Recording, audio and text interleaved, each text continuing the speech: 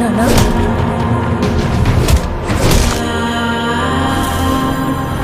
మనల్ని ఎంత హింసించి మన కష్టాన్ని దోచుకుంటున్నారు.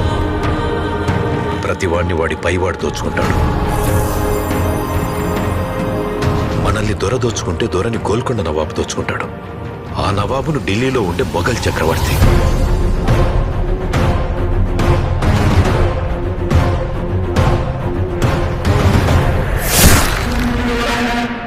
మన పైనున్న ఈ దొంగలందరినీ దోచుకోవడానికి ఆ భగవంతుడు ఖచ్చితంగా ఒకడిని పంపిస్తాడు.